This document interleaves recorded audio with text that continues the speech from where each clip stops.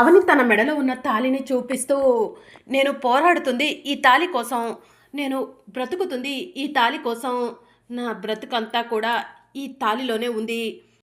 నేను మీకు ఇచ్చిన మాటను నిలబెట్టుకోలేకపోతే నా మెడలో ఉన్న తాళిని తీసేస్తాను అని చెప్పి అవని వేదవతి వాళ్ళకు చెప్తూ ఉంటుంది.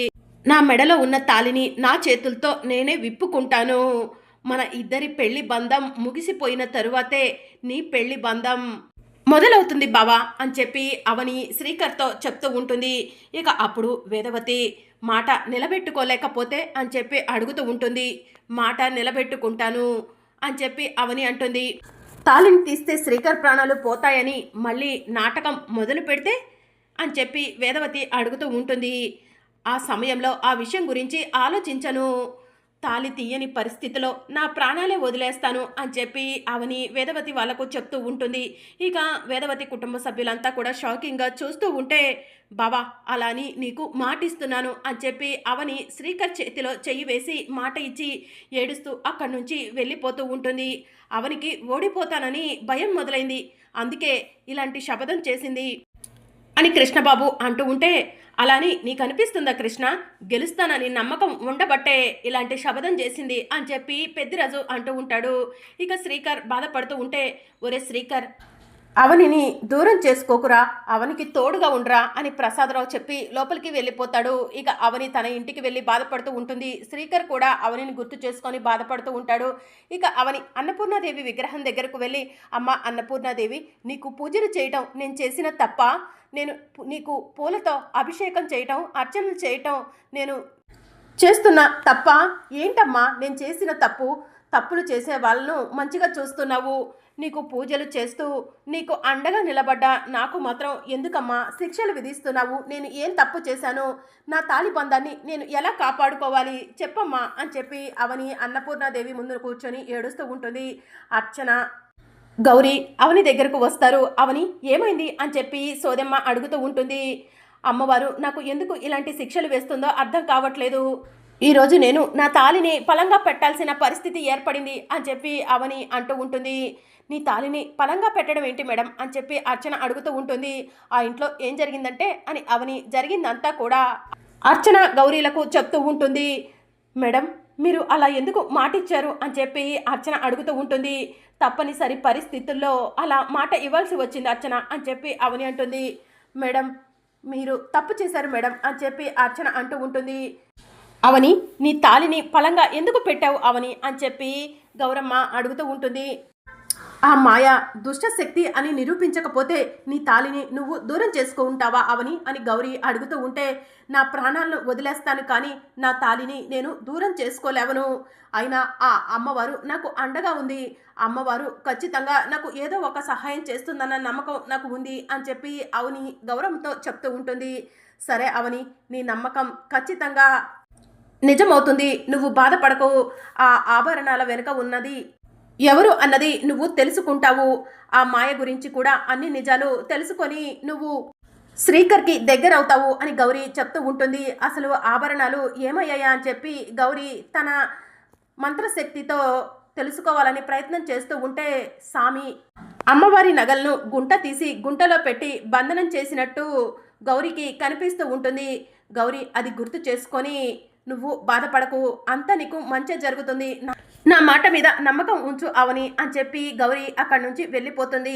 గౌరీ మాటలు అప్పుడప్పుడు గమ్మత్తుగా అనిపిస్తాయి మేడం, గౌరీ చెప్పిందంటే ఖచ్చితంగా మంచి జరుగుతుంది అని చెప్పి అర్చన అంటూ ఉంటుంది. నువ్వు చెప్పింది కరెక్టే, గౌరీ మాటలు గమ్మత్తుగానే అనిపిస్తాయి. అసలు ఈ గౌరీ ఎవరు, ఎందుకు నా పట్ల ఇంత మంచితనంగా ఉంటుంది, గౌరీ ఎవరన్నది తెలుసుకోవాలి అని అవని ఆలోచిస్తూ అక్కడి నుంచి గౌరీని ఫాలో అవుతూ వెళ్తూ ఉంటుంది.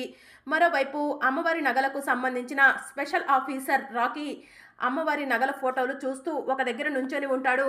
ఈ నగలు ఎప్పుడో మాయమైపోయాయి, ఈ నగలను దొంగతనం చేసిన వాళ్ళు ఫారినర్స్కి ఎప్పుడో అమ్మేసి ఉంటారు, ఫారినర్స్కి మన అమ్మవార్ల నగలంటే చాలా ఇష్టం అని చెప్పి మనసులో అనుకుంటూ ఉంటాడు.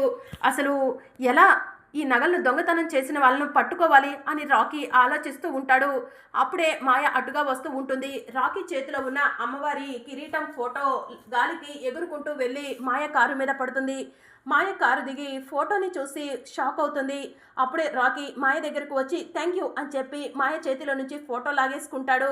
హలో ఎక్స్క్యూజ్ మీ, ఏంటి ఫోటో అమ్మవార్లకు సంబంధించిన నగల్లా ఉన్నాయి అని చెప్పి మాయ అడుగుతూ ఉంటుంది. అవును అని చెప్పి రాకీ చెప్తూ ఉంటాడు. ఈ ఫొటోస్ మీ దగ్గర ఎందుకున్నాయి అని చెప్పి మాయ అడుగుతూ ఉంటుంది.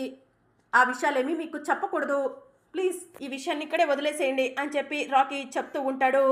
మర్యాదగా నిజం చెప్పండి, లేదంటే అందరినీ పిలిచి గోల చేస్తాను అని మాయ చెప్తూ ఉంటే, అయినా మీరెందుకు ఇంత ఇంట్రెస్ట్ చూపిస్తున్నారు, ఎంత క్యూరియాసిటీగా అడుగుతున్నారు అని రాకీ అడుగుతూ ఉంటాడు. ఎందుకంటే నేను అమ్మవారికి పరమ భక్తురాల్ని. అమ్మవారి నగలు ఫోటోలు చూసిన తర్వాత ఇవి మీ దగ్గర ఎందుకున్నాయా అని తెలుసుకోవాలనుకుంటున్నాను. మర్యాదగా నిజం చెప్తారా, అందరినీ పిలవమంటారా అని మాయ అడుగుతూ ఉంటే, వద్దు వద్దు ఎవరికి చెప్పకూడదు, ఇది చాలా సీక్రెట్ అని చెప్పి రాకీ చెప్తూ ఉంటాడు. ఏంటో సీక్రెట్ అని మాయ అడుగుతూ ఉంటుంది. అమ్మవార్లకు సంబంధించిన నగలను ఎవరో దొంగతనం చేశారు. ఆ నగలు ఎక్కడ ఉన్నాయో పట్టుకోవడానికి స్పెషల్ ఆఫీసర్గా నన్ను నియమించారు అని రాకీ చెప్తూ ఉంటాడు. హో రియలీ, అమ్మవార్లకు సంబంధించిన నగలు కాబట్టి నేను కూడా మీకు హెల్ప్ చేస్తాను, ఒక్క నిమిషం అని మాయ కారు దగ్గరకు వెళ్ళి తన విజిటింగ్ కార్డు తీసుకొచ్చి స్పెషల్ ఆఫీసర్ రాకీకి ఇస్తూ ఉంటుంది. ఇట్స్ ఓకే అని రాకీ అక్కడి నుంచి వెళ్ళిపోబోతూ ఉండగా, మీ నెంబర్ కూడా ఇవ్వండి, ఆభరణాలకు సంబంధించి నాకేదైనా ఇన్ఫర్మేషన్ తెలిస్తే నేను మీకు కాల్ చేసి చెప్తాను అని చెప్పి మాయ అంటుంది. దాంతో రాకీ మాయకు నెంబర్ ఇస్తాడు. వీడిని చూస్తుంటే చేతికి కట్టుకునే రాకీలా లేడు, మెడలో వేసుకునే రాకీలా ఉన్నాడు, వీడితో కాస్త జాగ్రత్తగా ఉండాలి అని చెప్పి మాయ మనసులో అనుకుంటూ ఉంటుంది. మరోవైపు గౌరమ్మ అమ్మవారి గుడికి వెళ్తుంది. ఇక అవని కూడా గౌరమ్మను ఫాలో అవుతూ అమ్మవారి గుడికి వస్తూ ఉంటుంది. ఇక గౌరమ్మ అమ్మవారి విగ్రహం ముందు నుంచొని జగన్మోహిని అని చెప్పి పిలవటంతో ఒక్కసారిగా ఆకాశంలో నుంచి మెరుపులు వస్తూ జగన్మోహిని ప్రత్యక్షమవుతుంది. అవని జీవితాన్ని ఎందుకు ఇలా చేస్తున్నావు, అవని తన అత్తారింటికి దగ్గర అవుతుందేమోనని నేను ఎదురు చూస్తుంటే అవని ఎప్పటికప్పుడు నిందలు మోస్తూ అత్తారింటికి దూరం అవుతుంది. అవని తన మాంగళ్యాన్ని కూడా పలంగా పెట్టాలనుకుంటుంది. ఆ మాంత్రికుడు అమ్మవార్లకు సంబంధించిన నగలను అవనికి కనిపించకుండా దాచిపెట్టాడు. దాంతో అవని మరింత నింద పడాల్సి వచ్చింది. మన నగలను మనమే కాపాడుకోవాలి, కానీ అవని ఎందుకు ఆ నగలను కాపాడే ప్రయత్నం చేస్తుంది? మనం ఆ మాంత్రికుడి అంతు చూడాల్సిందే. ఇప్పుడే ఆ మాంత్రికుడి ఆట కట్టించి ఆ మాంత్రికుడిని అంతం చేసి వస్తాను అని గౌరమ్మ ఉగ్ర రూపం దాల్చి జగన్మోహినితో చెప్పి అక్కడి నుంచి వెళ్ళిపోతూ ఉండగా, గౌరీ ఒక్క నిమిషం అని చెప్పి జగన్మోహిని అంటూ ఉంటుంది. ఏంటి జగన్మోహిని అని చెప్పి గౌరీ అడుగుతూ ఉంటుంది. నువ్వు మానవ రూపంలో ఉన్నావు, నీ వల్ల కొన్ని పనులు జరగవని నేను చెప్పిన మాటలను నువ్వు మర్చిపోయినట్టున్నావు గౌరీ. నువ్వు ఎక్కువ రోజులు భూలోకంలో ఉండటం కుదరదు. తొందరగా నీ పనిని ముగించుకొని నువ్వు మళ్ళీ యథాస్థానానికి రావటం మంచిది అని చెప్పి జగన్మోహిని చెప్తూ ఉంటుంది. అయినా అమ్మవార్లకు సంబంధించిన నగలను మనం కాపాడటం ఏంటి? మన భక్తులైన అవని అక్షయ చేతుల మీద ఇది జరగాలని రాసి పెట్టుంది అని జగన్మోహిని చెప్తూ ఉంటుంది. అక్షయ్ ఎలా చేస్తుంది ఈ పనిని? అక్షయ అర్చనగా ఉంది కదా అని గౌరమ్మ అడుగుతూ ఉంటుంది. అర్చన అక్షయ్గా మారే సమయం దగ్గరలోనే ఉంది. అర్చన అక్షయ్గా మారి తల్లిని చేరుకుంటుంది. ఆ తరువాత అమ్మవారి నగలకు సంబంధించిన రహస్యాలను ఛేదిస్తారు. అమ్మవారి నగలను అమ్మవారికి సమర్పిస్తారు. ఈ కార్యం ఖచ్చితంగా అవని అక్షయ్ చేతుల మీద జరుగుతుంది అని చెప్పి మాత జగన్మోహిని చెప్పి అక్కడి నుంచి మాయమైపోతుంది. ఇదంతా అవని దూరం నుంచి చూస్తూ, గౌరీ ఏంటి దూరం నుంచి గాల్లో మాట్లాడుతుంది అని మనసులో అనుకుంటుంది. గౌరీ అవని దగ్గరకు రాగానే, అవని ఏం చేస్తున్నావు అని గౌరీ అడుగుతూ ఉంటే, నువ్వు ఎవరు అని చెప్పి అవని అడుగుతూ ఉంటుంది. అదేంటి అలా అడుగుతున్నావు అని గౌరీ అడుగుతూ ఉంటుంది. నువ్వు గాల్లో చూసి ఎవరితో మాట్లాడుతున్నావు గౌరీ అని అవని అడుగుతూ ఉంటుంది. గాల్లో చూసి మాట్లాడట్లేదు అవని, నేను అమ్మవారి విగ్రహంతో మాట్లాడుతున్నాను. నా భక్తురాలైనా నువ్వు ఇబ్బందులు పడుతుంటే నేను చూడలేకపోతున్నాను, అందుకే నీకు మంచి చేయమని అమ్మవారిని అడగటానికి వచ్చాను అని చెప్పి గౌరీ చెప్తూ ఉంటుంది. నా గురించి అమ్మవారి దగ్గర నువ్వెందుకు ప్రాధేయపడుతున్నావు అని అవని అడుగుతూ ఉంటుంది.